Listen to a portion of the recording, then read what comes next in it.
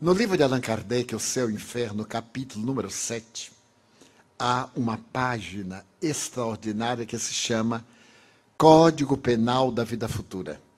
São 34 itens que dariam para um verdadeiro tratado de jurisprudência ou de direito internacional. E Allan Kardec considera exatamente essa questão. Ele diz, por exemplo, todos nós erramos. Quando nos damos conta, nós nos arrependemos. Passamos pelo primeiro estágio.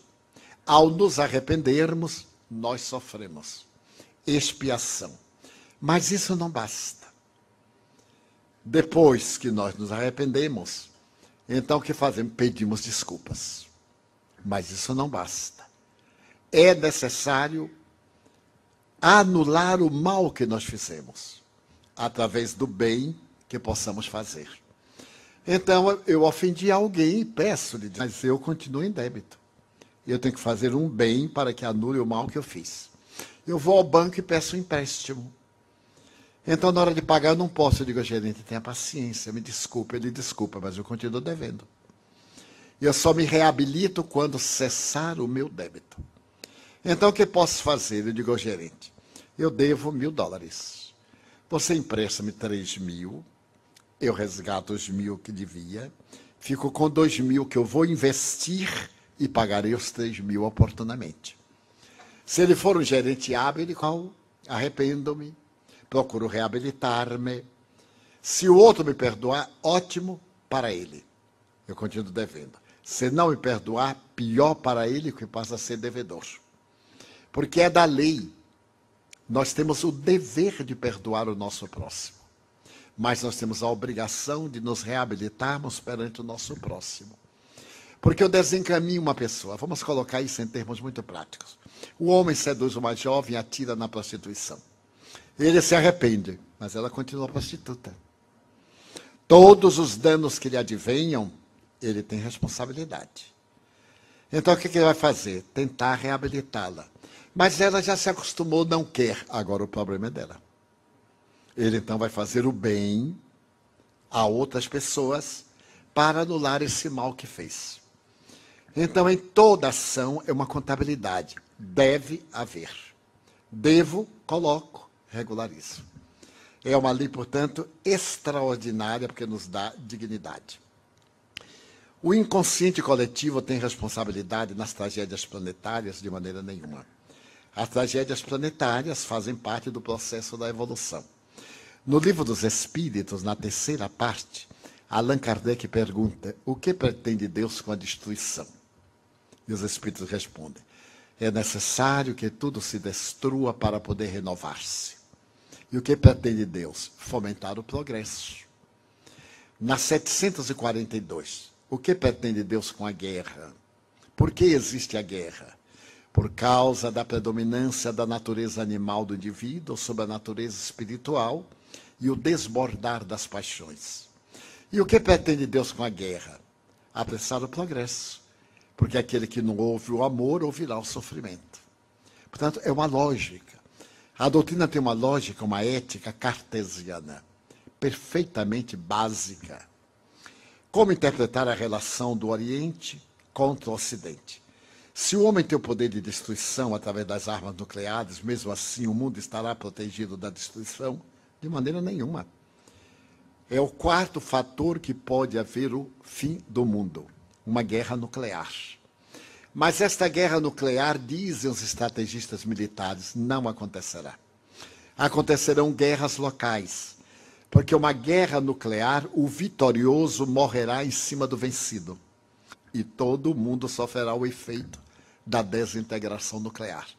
Então ninguém se atreverá, a não ser os psicopatas, a atirar uma bomba de efeito nuclear, vamos dizer, a Austrália, que é um verdadeiro continente. Vamos supor que tivesse 3 países. Atira uma bomba sobre o país X. Mas a bomba não fica somente ali. Os ventos vão levar e atinge o país que entregou. Há uma obra notável de um grande místico italiano, Pietro Baldi, A Grande Síntese. E ele diz exatamente isso. Uma terceira guerra mundial é improvável. porque o vencedor tombaria sobre o vencido. O que acontece? Vamos à Líbia. Os Estados Unidos de um lado, a China e a Rússia do outro. A Síria. Estão brigando nos outros países. Uns protegem os revolucionários, os outros protegem o ditador. E assim eles se liberam das armas ultrapassadas. Porque os depósitos de armas estão sempre em renovação. O que é que fazem com as armas antigas? Vão para a Colômbia, vão para os países da África, nesse comércio nefando das grandes nações, protetoras da paz e fomentadoras da guerra. Então nós vimos, com todo respeito, não é nossa área política, mas uma análise, nós vimos os Estados Unidos querer implantar a democracia no Oriente. É um sonho. Uma cultura de 5.000 anos, como era a antiga Pérsia, hoje o Irã. Uma cultura como a do Iraque, 5.000 anos. A antiga Babilônia, a antiga Síria. Não pode ter liberdade democrática por causa das ditaduras multimilenares. E depois, vocês estão obrigados a ser, a partir de agora, democrata.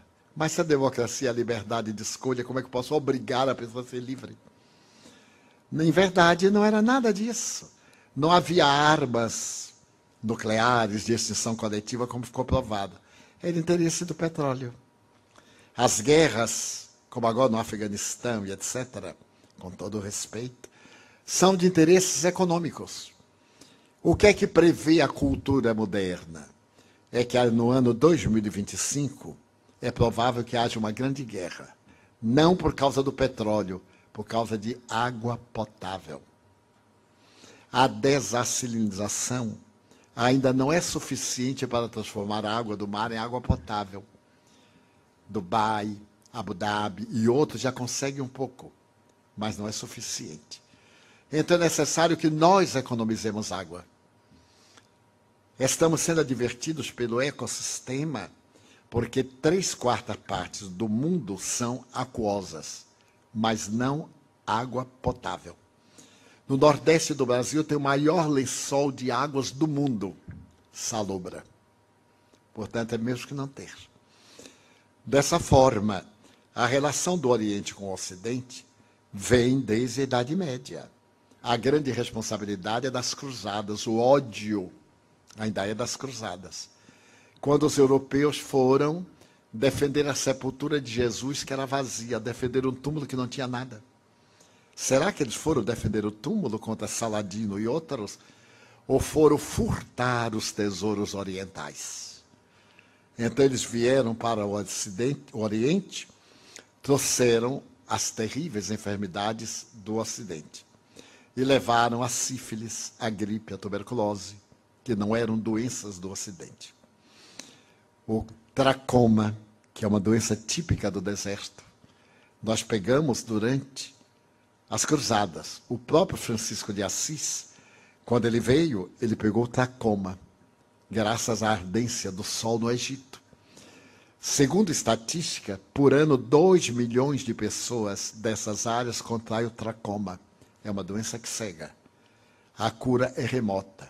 Então, essa relação, esse ódio, é milenar. É uma suspeita milenar.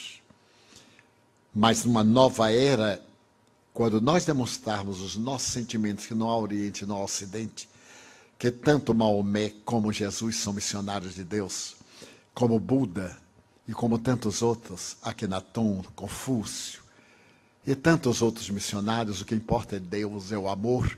Então desaparecem as nossas paixões e Oriente e Ocidente se darão as mãos.